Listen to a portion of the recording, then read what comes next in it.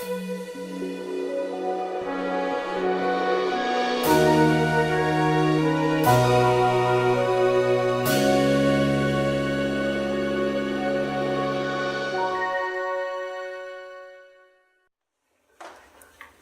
next speaker is distinguished Toastmaster Paul Brunoforte.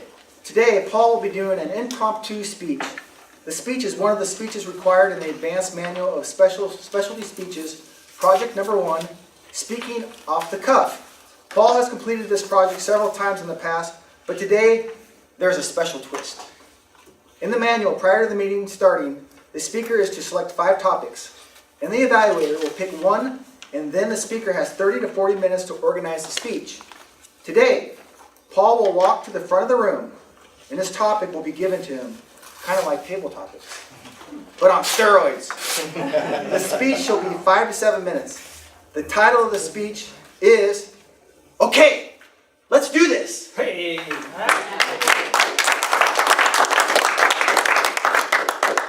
Impromptu speaking. Gary Walker, Mary, and myself came up with some questions for Paul. And we picked one. So I'm going to read the question to Paul, and Paul is going to talk about the subject. What is the biggest concern for the future of the world, and how would you change it? What is the biggest concern for the future of the world, and how would you change it? Mr. Paul Brunoforte. Hey! All right. My first reaction to a question like that is the environment. We hear so much about how we are poisoning the world. However, I think there's a challenge that far surpasses the environment. Mr. Toastmaster, fellow Toastmasters, and thank you, Mary, Tudor, and Gary, for coming up with this very challenging question. To me, the biggest challenge we have is a lack of trust. We live in a world where people just don't trust each other. And you can see this when we have our election. We have people so polarized in this last election, it's like we are creating wars within our own country. I see this on Facebook. If you have the courage to post any kind of opinion whatsoever on politics, you get attacked like you are an evil person. I did this one time about a year ago. I posted something, I don't even know what it was, and people who have known me for years started calling me terrible names. It's like they didn't know me at all. The trust level apparently was so thin that by my saying one thing, I erased years of friendship. And this is on a local level. We get to a higher level, and we have Republicans and we have Democrats. The Democrats believe the Republicans have no heart. The Republicans, all they want to do is get rich and take their money and rub it all over their bodies and have a great time, like Scrooge McDuck throwing his money up in the air, you know. And that's not the case at all. The Republicans are trying to explain their point of view. They're trying to explain that we don't want government running our lives.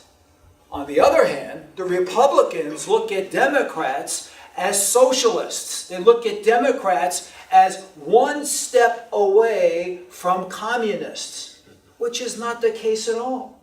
There are a lot of Democrats who feel that we are here to help our fellow man, and their belief about helping our fellow man is to give them the things that they need. Both parties are terrific. They both have great points of view. They just don't trust each other. Now you get to the next level. Governments. We have one culture that vilifies another culture. We have Americans thinking Russians want to completely take over our country and destroy the world. We have the Russians thinking that America is trying to dominate the world. The reality is, neither one of those things are true. I just came back from Russia. It was wonderful. You would not know that you're in Russia. I'm walking around St. Petersburg, and you would think you were in any European city in the world. The people were wonderful. They're not there concocting ways to take over our country. But if you were to listen to the media, if you would listen to how they talk about Putin and the Russians, you would think we are completely threatened and they're going to take over our country. And if you want to know how serious that gets, lately we've seen more information about what happened in 1962 when we had the Cuban Missile Crisis. And at that time, John F. Kennedy gave a speech. And in that speech, he said that Americans value freedom more than anything else, which is true. And he said that Americans will do whatever it takes to protect that freedom. What he was actually saying is that he was ready for world annihilation. He was ready to press the button to launch a nuclear attack. Now, I went to Nagasaki a few years ago, and I didn't realize how many bombs, how many missile sites there were around the world. And in Nagasaki, they have a museum that shows what it looked like in 1961 with all the sites all over the world. There were thousands and thousands of sites. And by pressing that button, had John F. Kennedy done that, it would have been world annihilation. Now that was 40-something years ago, maybe 50-something years ago. That situation could possibly still exist. We have not changed. We still don't trust each other.